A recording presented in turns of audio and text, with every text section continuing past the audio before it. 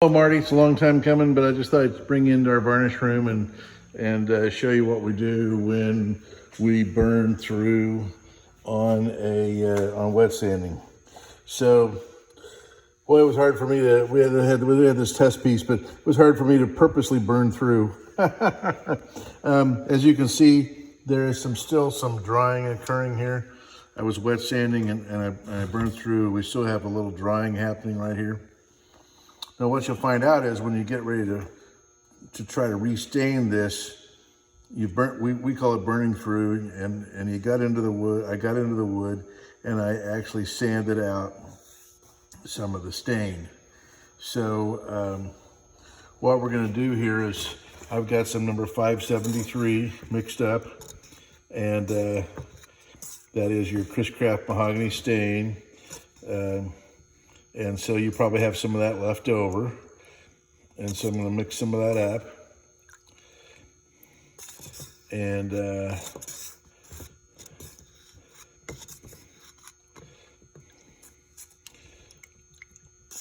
the thing about this piece right here is it won't, I'll continue talking while I'm mixing, it won't take stain like it did originally because we've had sealer on it. And the sealer has gone down into the wood grain and now the wood grain is filled with sealer. And so even though I scratched out the color with the sandpaper, we still have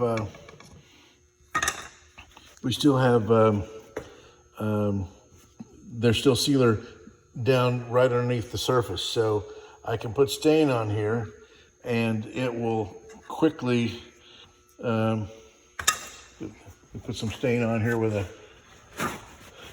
paper towel. Oops.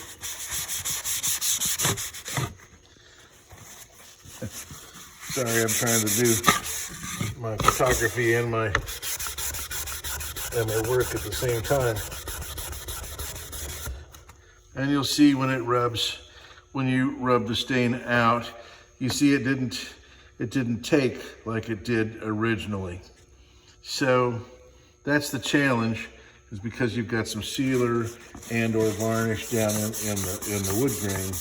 That is one of your challenges, is trying to get that back. So I've got an array here of brushes, artist brushes that I got for $1 at a place we call the Mighty Dollar.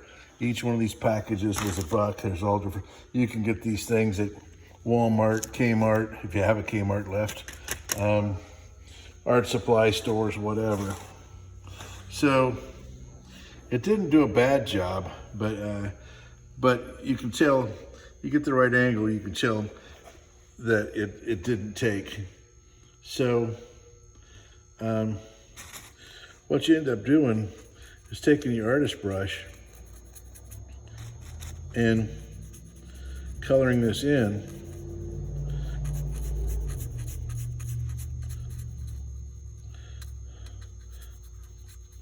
And it may take several attempts to get what you want.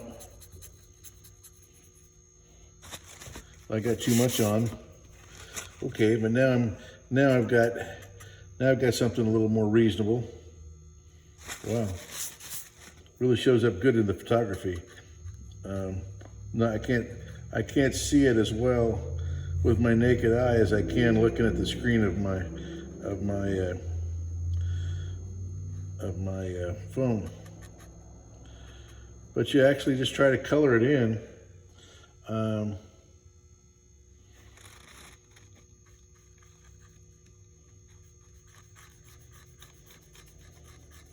it's really difficult to get just the right amount on. But that's what you have to do in order to get it colored in. Now, when we get something that we're satisfied with, there, my brush has to be almost dry. If it's too wet, then I get too much color, of course. And the other difficult part is if you get over where it hasn't been sanded, Now you've got an extra layer of stain in an area that hasn't been sanded. So I'm not satisfied yet, but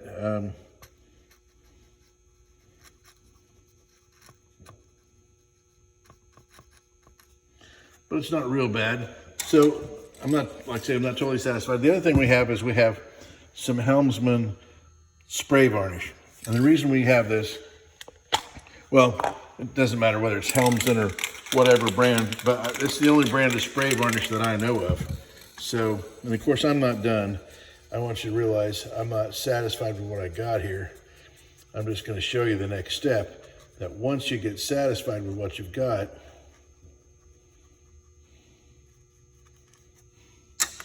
then you take this spray varnish and we do what we call lock it in. Oops.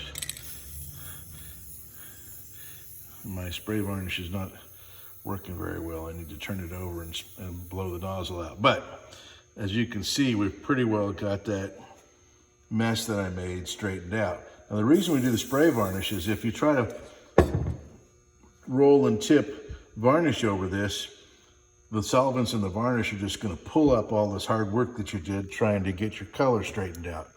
So that's one method. That's the one we use the most. And then of course you got to realize you're only going to have 1 or 2 coats of varnish over this. So the area where you, like it might be one plank, or it might be like on the deck, between two deck seams. You would tape off those areas and then add additional coats of varnish. You know, you want a minimum of 5. We want a minimum of 9 on the whole boat, but when you have to do this, then if you end up with a minimum of 5, you'll have enough UV protection that it will last. If you just put 1 coat of varnish over it, then you know, that's going to be the first area that fails. So that's how we do it. That's how we fix our varnish boo-boos.